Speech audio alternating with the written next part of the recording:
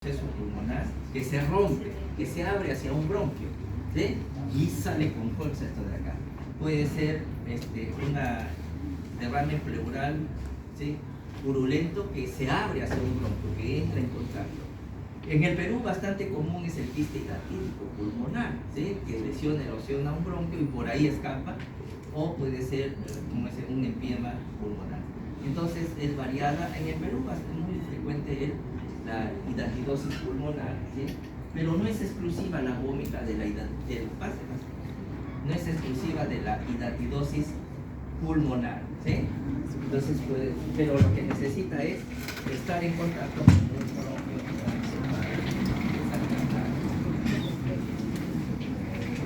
Y finalmente el apnea del sueño, ya hemos dicho que apnea, ¿no es cierto?, es el cese de la respiración por más de ¿cuántos segundos?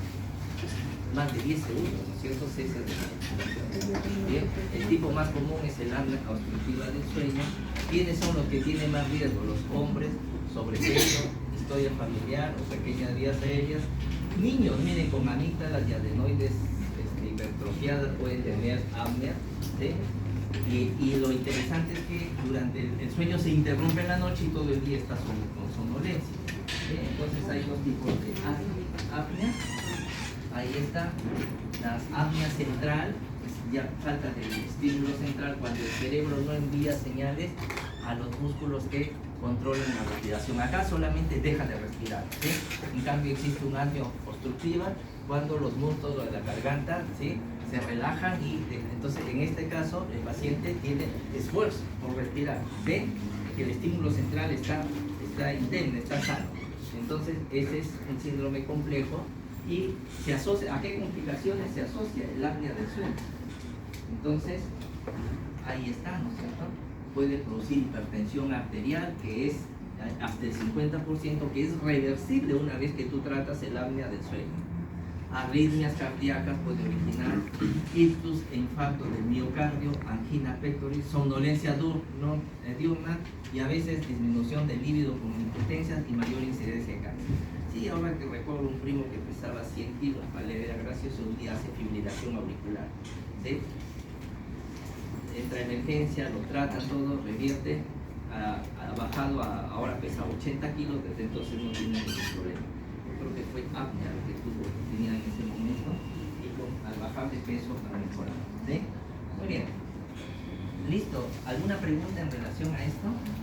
Debemos aplicar las 4 técnicas: la inspección, la palpación, la percusión y terminamos con la auscultación. Entonces, cuando describan tu examen, en el examen físico, inspección, palpación, percusión, auscultación.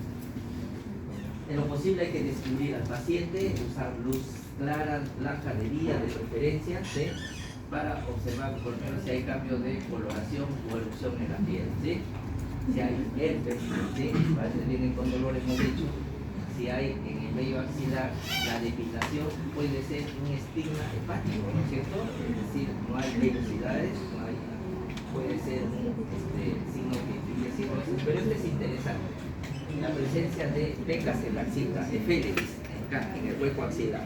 Ese es diagnóstico de neurofibromatosis. Hacen acá pecas, neurofibromatosis.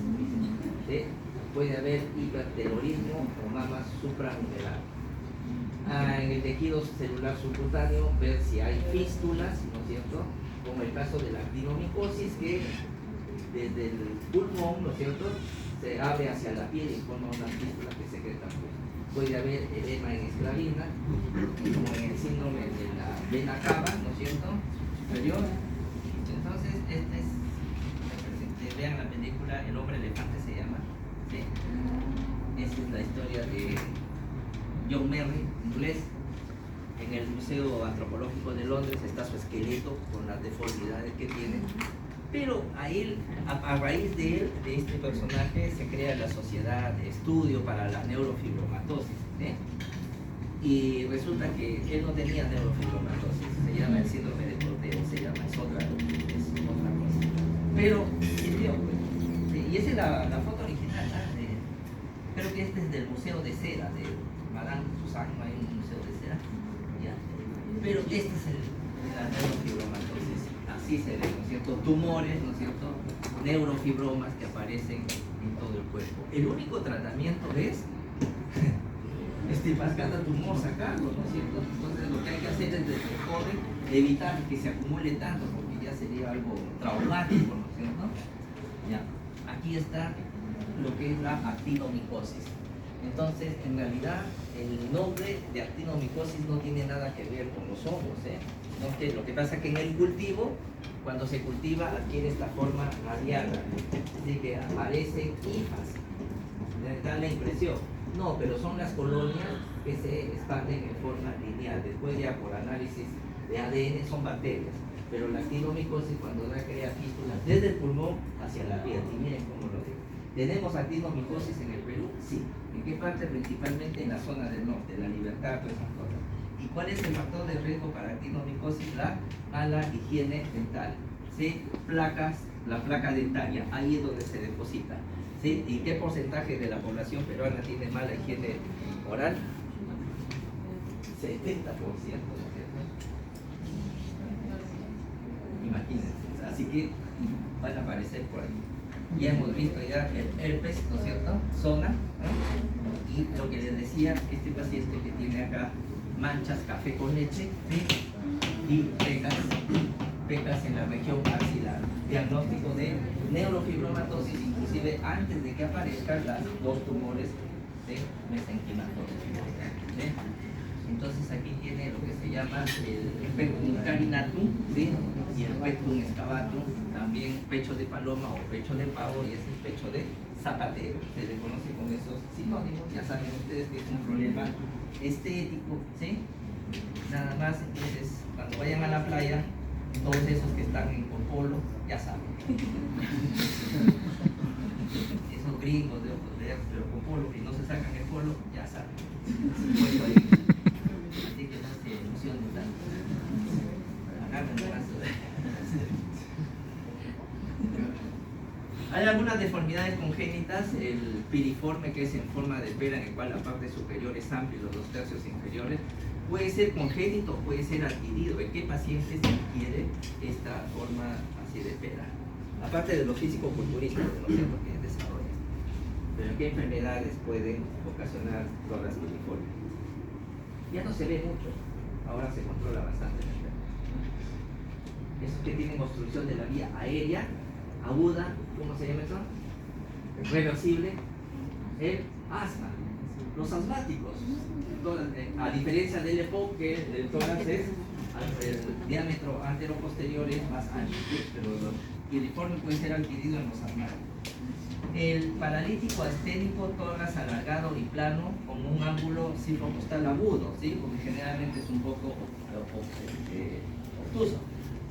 Pero ¿qué complicación tienen estos pacientes que tienen el tórax alargado? ¿Sí? Que le dicen, ¿cómo le dicen a estos, a los que tienen ya, no son larguilinos, pero ¿qué problemas pueden tener? Pulmón de gato, dicen, ¿no es cierto? Recordar que estos pacientes que tienen ese hábito corporal asténico pueden tener generalmente la presencia de bulas subpleurales, que son malformaciones, ¿no es cierto? Entonces acá tienen presencia de bulas, y estas bulas cuando se rompen tienen altísimo riesgo de ¿qué cosa? De hacer, este es en el tórax paralítico o asténico. Si se rompe una bula, ¿qué hace esto de acá? Se abre la pleura, ¿sí? ¿Qué hace? Cuando se rompe una bula y entra aire, ¿cómo se llama? Neumotórax. Entonces van a ver que la mayoría de neumotórax espontáneos primarios, el hábito corporal es eso, son larguilíneos, ¿no es cierto? Larguilíneos, ¿cómo le llaman? Ya, pectum excavatum, ya saben, pasamos esto, vamos a tener mucho tiempo, y ahí está, pues es el tórax asténico, paralítico, es alargado, ¿sí? Contrariamente, ahí está el tórax en conel, ¿no es cierto? Lo cual denota enfermedades obstructivas crónicas, ¿sí? Como el EPO, el asma también, ¿no es cierto? Entonces se vuelve redondo el tórax, ya no puedes abrazarlo, ¿no? Se puede abrazar.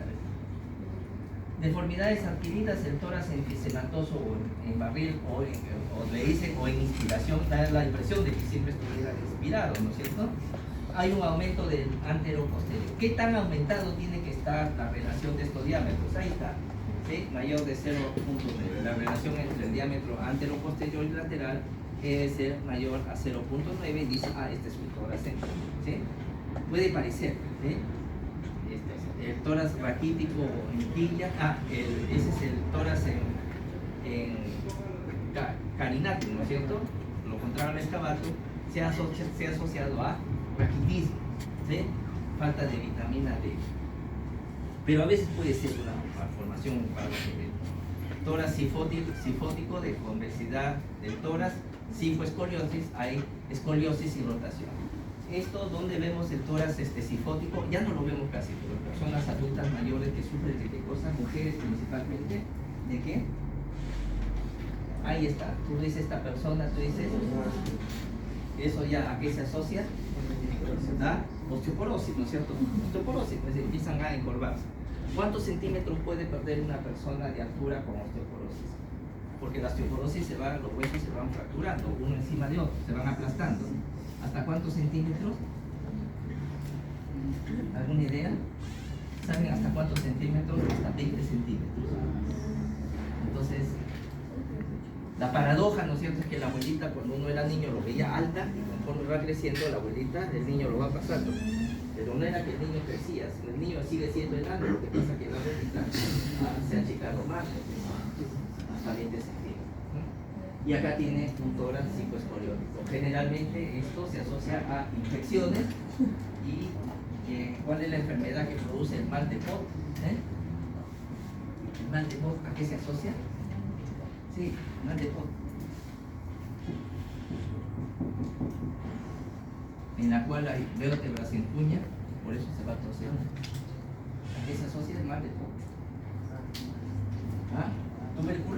Tuberculosis ósea. ¿Sí? Esa es la forma clásica. Ahí está la osteoporosis. El problema de la osteoporosis es que puede originar obstrucción de la vía aérea superior. Entonces se va encurvando el cuerpo y la tráquea y los grandes bronquios también se van angulando. Y cuando tienen estos un problema respiratorio, una neumonía, difícil de sacarlo porque no hay cómo sacar esas secreciones, ¿sí? Cuando está angulado. Entonces ahí está el problema de la osteoporosis. Ya, el claving digital ya saben, ¿no es cierto? Ahí está. Normalmente hay la pérdida, el ángulo que se forma es de 150 grados. Si se pierde, esto es mayor, ¿no es cierto? Y se observan enfermedades clínicas. Ahí está, ¿no es cierto? Uñas en brillo de reloj, ¿sí? Y esto es normal. Y ahí está el claving, ¿no es cierto? Cuando el ángulo ya es mayor, ¿no es cierto? De 150. La osteoartropatía hipertrófica pulmonar es una enfermedad, ¿no es cierto?, en la cual se asocia no solamente el claving digital, sino hay periostititis proliferativa, también que afecta a los huesos largos y sinovitis. O sea, no solamente se conforma con afectar las manos, sino que en la gamografía se ha visto que hay periostitis en huesos largos. Entonces, la osteopatía hipertrófica, o sea, esto de acá, ¿no es cierto?, la osteopatía hipertrófica pulmonar es una enfermedad en la cual hay claving, ¿sí? O sea, dentro de las causas del claving, ¿se acuerdan? Enfermedades crónicas respiratorias, pulmonares, cardíacas, intestinales y otras, hay que considerar la osteopatía hipertrófica como una causa de claving, no es sinónimo de claving, ¿ya? Por si acaso. Eso es lo único que quería aclarar, porque algunos médicos lo utilizan como sinónimo, ¿sí? Sinónimo de claving es dedos hipocráticos. ¿Qué otro sinónimo de claving? Dedos en palillos de tambor, ¿sí? Sí, pero no osteopatía hipertrófica neúmica todavía le decimos, es una enfermedad con nombre propio. Cianosis, ya saben, ya es la coloración azulada cuando asociada a niveles de hemoglobina no saturada del más del 5%, ¿sí? Es un indicador confiable de hipoxemia, puede ser central, bueno, acá está haciendo broma, acá puede ser periférica. La más, digamos, más severa es cuando la cianosis es de origen central, ¿sí? Esa es la más. Muy bien. Movimiento respiratorio, ya saben ustedes, la frecuencia de 12 a 20, hay que ver el ritmo, ¿sí? Porque de acuerdo al ritmo nosotros podemos tener diferentes patrones de respiratorio, ¿sí? Ahí está bien graficado la de Chainston, por ejemplo, aumento de la frecuencia y intercalado con periodos de apnea. ¿A qué se asocia principalmente? A fallas del ventrículo izquierdo, ¿sí? cuando tienen una respiración suspirosa, ¿no es cierto?, y sostenida. Eso, la famosa respiración acidótica o de Kussmaul. ¿En qué paciente se ve? Con diabetes, acidosis metabólica con diabetes. El patrón de Biot rápidos y se alternan con pausa de asma, sí, pero no este patrón que aumenta y disminuye, sino constante. Eso es la respiración de Biot y se asocia a problemas neurológicos centrales. Y esos son los tres patrones más importantes que debemos tener en cuenta. Y les decía que aquellos pacientes que tienen frecuencia respiratoria sostenida más de 30, riesgo de fatiga muscular, ¿no es cierto?, frecuencia respiratoria mayor, sostenida y mayor de, fíjense, sostenida mayor de 30, entonces riesgo de fatiga muscular, y estos pacientes pueden requerir soporte ventilatorio, solamente por la frecuencia, nada más. Es como si estuvieras corriendo constantemente y llega un momento que te vas a agotar. Entonces, en la pared torácica ya hemos visto que hay heridas o fistulosas como la actinomicosis, la tuberculosis también, lesiones fritengulares, el herpes zóster, si hay circulación colateral, la obstrucción de la vena cava, ¿sí? Ya hemos dicho apnea o pausa de más de 10 segundos. Y ahí está la imagen de una paciente que tiene circulación colateral, ¿sí?, que tiene plétora facial y que tiene además edema en esta zona, ¿sí?, edema en esclavina, ¿sí?, a manera de una pequeña capa. Esos son los signos clásicos del síndrome de la vena cava superior. Y estaba revisando la principal causa actualmente del síndrome de la vena cava superior. ¿Cuáles son? Las neoplasias pulmonares, ¿no es cierto? ¿Sí? Sobre todo el cáncer de tipo microcítico, que es central. Al ser central tiende a obstruir o por riesgo de obstruir la vena cava. Luego pasamos a la palpación. Hay que ver la elasticidad y la resistencia torácica, ¿sí? Entonces, el tórax ligeramente se puede deprimir, y esto es lo que permite que nosotros podamos hacer un masaje cardíaco. Entonces, cuando la palpación está disminuida, como por ejemplo en fibrosis pulmonar, enfisema, derrames, condensaciones, pierde ese paciente la posibilidad de que si tiene un infarto pueda aplicarse masaje cardíaco, ¿sí? ¿Verdad? Una vez teníamos un paciente con fibrosis pulmonar e insuficiencia renal, entra a diálisis, hace un paro cardíaco, masaje cardíaco, ¿verdad? Era como si uno tratara de deprimir la pared, no cedía ni un centímetro el tórax, era leñoso, se murió. Pudimos hacer la reanimación cardiopulmonar porque de fondo tenía fibrosis pulmonar, tórax leñoso, imposible de deprimir. Entonces, esto es importante, ¿no es cierto?, ahí cuando se encuentra disminuida. Si se encuentra aumentada, mejor. Entonces, en la expansión medimos que a través de esta técnica nosotros, ahí está, qué tanto se expande el pulmón. Lo hacemos en dos puntos. Uno, ¿sí?, la ampliación superior, ubicamos la séptima cervical, que es la vértebra más prominente, y ahí colocamos las manos y le pedimos al paciente que respire. Lo que tenemos que buscar es que tanto las manos se separan en forma simétrica de una línea media, ¿no es cierto? Si por decir una mano se separa y la otra no, es que hay limitación de espacio. Y el otro lo hacemos a nivel de del dorsal 8, que es a nivel de la espina del ángulo del omóplato, ¿sí?, a ese nivel. Igual lo que vemos es que tanto se separan las manos del centro. ¿Y por qué es importante esto de acá? Esa es la técnica, lo que hemos dicho, a nivel de la séptima cervical, colocar los dedos y pedirle al paciente que respire. Muy bien. Anterior. Vamos a ver.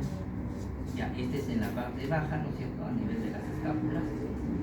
Y es importante, ¿no es cierto?, porque está disminuido en forma unilateral cuando hay un derrame, un neumotórax, ¿sí?, y en forma bilateral cuando hay enfermedades sistémicas, el enfisema, la espondilitis anquilosante.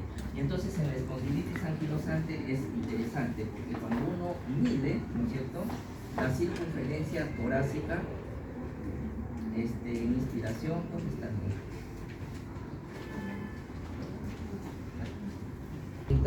más de 5 centímetros. ¿Sí? Eso es normal. ¿Sí? A la inspiración forzada. Pero si el incremento, ¿no es cierto? Un aumento menor de 2.5 centímetros, es decir, entre 2.5 y 5 es dudoso, puede ser normal, pero ya menos de 2.5 eso ya no es normal en ninguna persona mayor, se supone. Es criterio diagnóstico de una espondilitis anquilosante. ¿Cuáles son los otros criterios diagnósticos? El dolor lumbar crónico, lumbalgia crónica, es decir, más de 3 meses. El otro, por radiografía, la sacroiliitis. Y el cuarto criterio es que sea portador del antígeno de histocompatibilidad, el HLA, ¿no es cierto? El B27. Ahí está. Espondilitis anquilosante. Entonces es uno de los criterios diagnósticos, la falta de expansión, porque la espondilitis anquilosante es una entesitis, o sea, inflamación de los tendones, de esas estructuras que se insertan, que permiten la inserción del músculo con las estructuras óseas. Y como está inflamado, simplemente no se expande. Muy bien. Ahí están las técnicas. Y ahora, esto es lo que les había dicho. Luego, en la palpación tenemos que ver las vibraciones, ¿sí? Las vibraciones vocales, si se transmiten o no se transmiten, ¿sí? Y la técnica que utilizamos es esto. Colocamos la mano, ¿no es cierto? Ahí está. Siempre en forma comparativa. Le pedimos al paciente que diga una sílaba que tenga la mayor resonancia, y la que tiene mayor resonancia, ¿cuál es? 33, ¿no es cierto? Es la que resuena más. Entonces debe ser similar en ambos lados. Pueden utilizar la palma de la mano o el canto de la mano para valorar las vibraciones. Si leen el PATE, ¿no es cierto? Para los americanos es 99, ¿no es cierto? 99. Pero no sé a quién se le ha ocurrido traducir, y ahora están los alumnos de la científica diciendo 99. No, los de la San Juan son, no sé a quién se le ha ocurrido traducir y dice 99. Para los gringos es 99, pues suena, ¿eh? Pero para nosotros es 33. Pero no sé quién ha sido ese día, creo que ha sido el doctor Moro. Quierino ha sido, Quierino. Entonces la percusión, ¿no es cierto? Es la técnica, utilizando la técnica dígito digital de Place, es para ver, ¿no es cierto?, si existe o no aumento o no de la sonoridad en el tórax. Un tórax normalmente es sonoro. Hay algunas pequeñas variaciones, ¿no es cierto?, incrementada, por ejemplo, está incrementada en enfisema pulmonar, disminuida en pleuritis o lesión parenquimatosa. Cuando hablamos de lesión parenquimatosa estamos hablando de neumonía, ¿sí? En la región supraescapular hay masa muscular, ahí no se le ocurra percutir. En la escapular no, porque está el hueso, es de resonancia baja. Acá, en la zona interescapular es donde se recomienda percutir, ¿no es cierto?, y en las zonas laterales, fuera del omóplato, ¿no? Entonces, hay variaciones regionales, ¿sí? Pero lo más importante es, hay matidez, es decir, la sonoridad está disminuida cuando hay una condensación, y cuando hablamos de condensación estamos hablando de neumonía, cuando hay una telectasia o un derrame pleural. Y se encuentra timpanismo cuando la sonoridad está incrementada, como en el enfisema y el neumotórax. Ahí está, ¿no es cierto?, la famosa técnica de Flex, dígito digital. Miren, lo que siempre preocúpense de ubicar el dedo, ¿no es cierto?, el dedo entre el espacio intercostal, busquen el espacio intercostal, ¿sí? Recordar que acá las costillas tienen una orientación de arriba hacia abajo, ¿sí? Y acá me parece que solo para la foto han puesto, porque el dedo debería estar así, no así, salvo que tenga las costillas horizontalizadas. Espero que sea así. Y acá también las costillas siempre tienen una orientación un poco de arriba hacia abajo. Ahí sí parece que está bien, es el espacio intercostal. Esto es como un sonar. Entonces colocan el dedo en el espacio intercostal y pueden detectar lesiones que están hasta 5 centímetros de profundidad de la pared. Más de eso ya no detectan, ¿sí? Entonces pueden tener de repente una neoplasia, o pueden tener de repente una neumonía, pero muy pegada al lirio, no lo van a detectar. Y por eso es importante los exámenes complementarios. Esto es interesante, el espacio de Traube, ¿sí? Este es esto. Ahí está el límite superior, el límite inferior. El límite inferior es el arco costal, el límite superior 1, 2, 3, 4 espacios, y esta zona es el espacio del Traube. Normalmente aquí está la cámara gástrica del estómago. Entonces cuando uno percute en esta, y el límite lateral está la línea media axilar. Ahí está la línea. Cuando uno percute acá, normalmente, como está la cámara gástrica y hay aire, es sonora, ¿sí?